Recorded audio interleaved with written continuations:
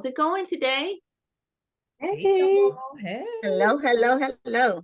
Yes, I'm so Good to glad be back on the we porch. have covered 3 weeks of this is week 3. And Leona, we are so thankful that you're here on the port. But Keisha, take it away, darling. So, as week 3, we are going to discuss mental health for the caregiver. I am Mm. burned out. I have been caregiving a while, and now I feel like I need some care. So, Fiona, do I how do I get through it? What should I do? Greetings, ladies. Relax, refocus, and breathe. That's my 3 for you. Relax, refocus, and breathe. Why? Because as a caregiver, like you said, Keisha, we burnt out. We get burnt out. We are trying to do 10 different tasks in one day. And sometimes we just need to relax, refocus, and breathe. How do I do that as a caregiver? Well, listen, let me tell you a little steps. Mm-hmm. As a caregiver myself and a former caregiver for my mother-in-law, it was hard for me to find the moment for me to just relax. I was going, taking care of my children, taking care of my husband, taking care of my mother-in-law, still trying to work, take care of the church, take care of the people outside of here, try to be there at this event, try to be there at this event, that event. You can't do it. One of y'all gonna die, and we ain't trying to die before the person we're taking care of. Okay. I don't want to be seen mean, but we're trying to be here for everybody and we can't. And as a caregiver, you have to relax, refocus, and breathe. You got to do it. Well, how am I going to do that? Find a quiet spot. I had a caregiver tell me one time her quiet spot was going in the bathroom. If you got to go, and nobody's going to follow you in there.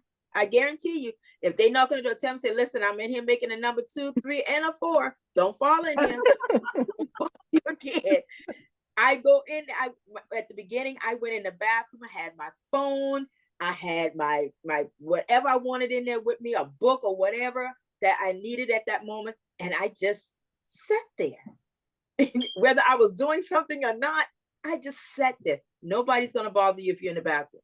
My second best place of going was on my front porch. I love my front porch. I love seeing the cars just passing by, people passing my house, saying, hi, Miss Davis. And I'll say, hi, how you doing? You know, having a conversation with another adult other than myself.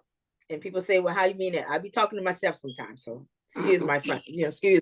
I talk to myself when I didn't have nobody else in the room to understand what I was going through.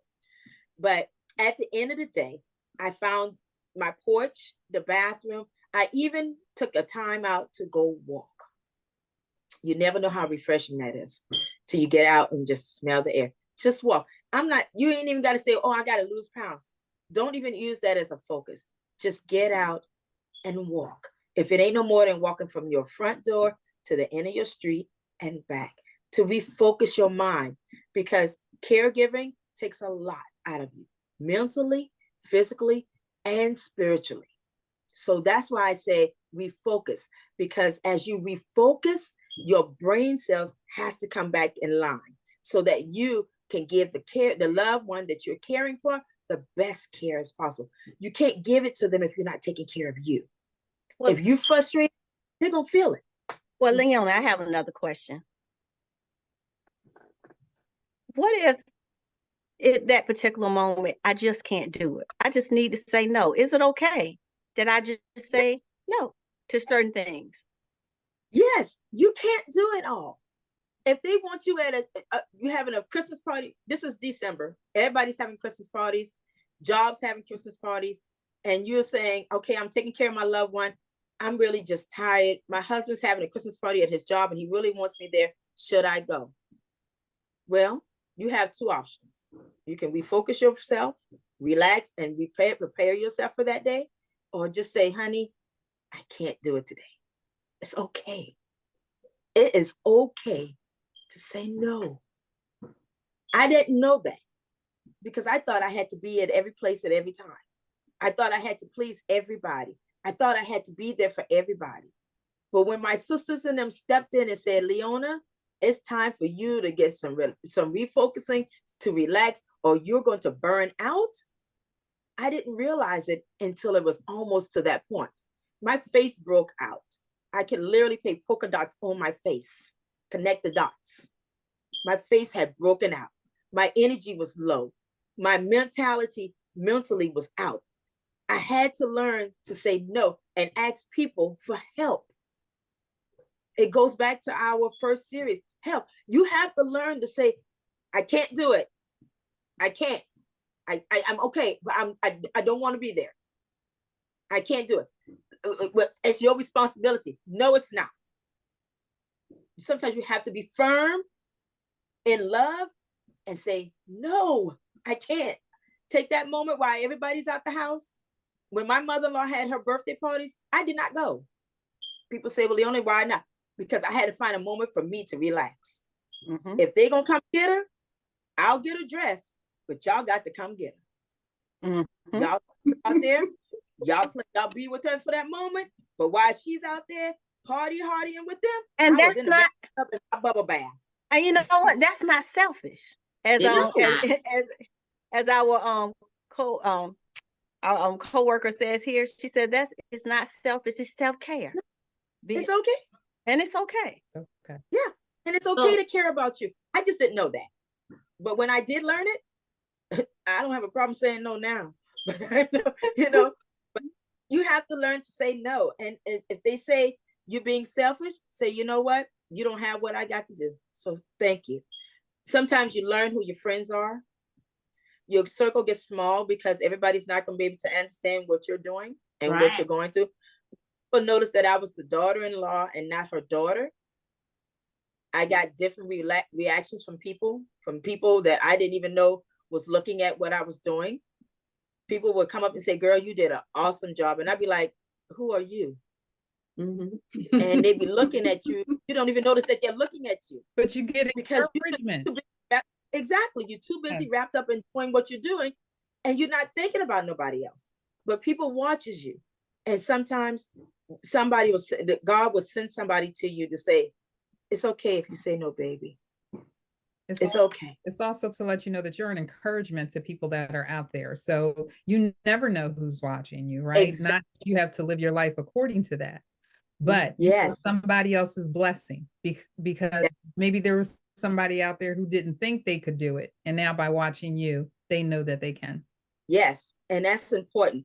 Our daily life is an exemplary example of what we should be to everybody that we meet. If you can't change one person that you meet, then your purpose here, you need to find out what it is. Because my life is to change that life of a person every person I meet. If I cannot leave a word of encouragement with you, I don't feel like I've done anything. But I want to leave it with you today. As a caregiver, it's okay to say no. It's okay to care about you. Because at the end, nobody's going to care for you like you. Yeah. It's okay. So I'm a caregiver for my cousin, and Keisha and Chauncey knows my cousin, and he's not like he's not something that I would say that drains me, but sometimes I have to you know, refocus, like you said, refocus. And the good thing is that I get my son, you know, because my son helps with his caregiving, and definitely my husband. But sometimes just to be able to step away from that, you know what I mean? It's revitalizing to me. You know what I mean? It's refreshing to me. Like, it doesn't mean I don't love him, because, you know, if I had to, I'll say this, I had brothers and sisters that would step in and, you know, help out, you know, with him. But I haven't asked them because I had my immediate circle doesn't actually rely on other people outside of our immediate circle. But, you know, when we think about caregiving, and I just want to ask you this question, and, you know, I don't want to belabor it. When we think about caregiving, why is it, Leona, that we think that caregiving is like a negative persona almost? Why does it have like a aura of you're like kind of being forced, you know what I mean, into caring? You see what I'm saying? Because yes, when you tell people you're a caregiver, and I don't know what happened because I know Chauncey's a caregiver and I know Keisha has been a caregiver too. I don't know what feedback you get, but I get feedback that's not so positive. Like I get encouraged by this, like, girl, you doing that? You know what I mean? Like it's not really a good persona that you are a caregiver. It's sad to say mine came from the family members, came from her daughters. Mine came from her daughters. Her daughter's words to me were, I didn't ask you to take care of my mother. Oh. Who do you think you is? You ain't nothing but a bee. So at the end of the day, I had to block out all negativity and realize my focus was not them. My focus was their mom. My job was to make sure she was happy, to make sure she had everything she needed. Because when it all ended, even though the negativity, they even came in my house and tried to fight me. So even in the midst of that negativity, and I know they might have fans and family that listen to it, and that's fine. Because a lot of people don't know the stories and the journeys that I took behind the doors for taking care of her. Yeah. And you made at the end, you made it look easy. Apparently, yeah, you made it look easy. Yeah, I did. And they didn't do it because it's what I love. It's a ministry. It's a ministry. I look, anything that we do in life is a ministry of. We are intellect. If you are a people person, you are intellecting with, engaging with people day to day. It's a ministry. Yes. I engage with my mother-in-law. When my hands touch her, I looked at it as God was touching my hands to heal whatever I needed to do on her body. When I rubbed her, when I massaged her, it was to relieve whatever stress she was feeling. Because in the midst of all of this now, while they're having negative moments to know it's me, half the time they did it right in front of her. They didn't care that they were fighting me or trying to fight me anyway. I'm going to say that. Tried to fight me in front of her while she's up in a Hoyer lift. It didn't matter to them that one move could have pushed me on her, or one move I could have pushed you on her, and her Hoyer lift could have flipped over to the floor. It didn't matter to them. So at the end of the day, that day, I had to refocus myself and say, my job is not for them. My job is for the person. That's a really good point. And I think that when people are like that, because I had some family members like try to do that crossroad stuff with me, but you know, most people know me. They won't do it again. You don't want to tread down that road, okay? But when you do that, and I'm a person that does this now that I'm older. You might have caught me when I was in my 20s and 30s because I would have not did that. But now that I'm older, I do kind of lean back and just look at, you know, where the message is coming from. And just like you said, you know, the care is for him. It's not for you. And if you really wanted to do it, guess what? This situation has been going on. You had time to do whatever you needed to do. So exactly. Look, we need to like kind of hush that noise. But I'm glad you said that, because it's not for other people. It's really for the person you care about. And I could tell you, like my mother-in-law, she had cancer, and she chose not to have any treatment and stuff because of her age, and she just wanted to go out, you know, in peace, you know. And like I worked with my sister-in-law and everybody in the family, and we took turns on caring for her. And I know she was so thankful. And it was like when she passed away in peace. You know what I mean? Because none of that infighting going on. You know what I mean? If you wanted to do it and you were able to do it, it wasn't nobody sitting back acting like they couldn't do nothing, or they wanted to do, or they pissed at this person because she lived her life with such happiness and grace, and this was her choice, and it was our choice to make sure that she left this world not suffering or anything else. So that was just my thought. Go ahead, Keisha. So I think that we have gotten a lot out of this. Really telling the people to be encouraged. If you're a caregiver, to be encouraged that you are doing the right thing, that it's okay to say no, and it's okay to take time out for yourself. And even if you have negativity that's in your ear, you got to remember that you are not doing it for them, but you're doing it for the actual one that you are caring for. So this was just an excellent way to end out our series. We just thank you, Leona. We want to the audience to be able to reach you again. So can you give us that information? Wonderful. Thank you, ladies, again for having me. I was just a big bold blast for me. I appreciate it. Welcome. You can reach me on my Facebook and Instagram live streams.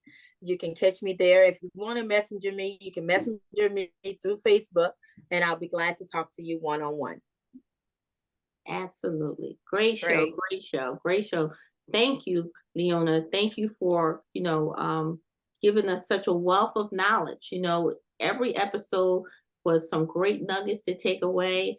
And I can tell you this, when we get into our next season, you will be back, because I'm sure you will have some more, because I like following episodes. I like to, keep giving people information, because guess what? Sometimes we kind of detach from it and we miss a lot of things because we're not, having that communicative conversation to say, hey, this is update and this is happening. You know what I mean? You need this, sis. You need a little bit of help here. So, we appreciate you. So thank you again. And we will definitely have you back. So, ladies, and let's just and sis. Joining me tonight is It's your girl Chauncey. I'm Keisha. I'm Leona. And I'm your girl Kimmy. So join us next week when we drop our new episode. And thank you, Leona, for joining us. Everyone have a wonderful week on purpose, and we'll see you next week. Take care. Take care.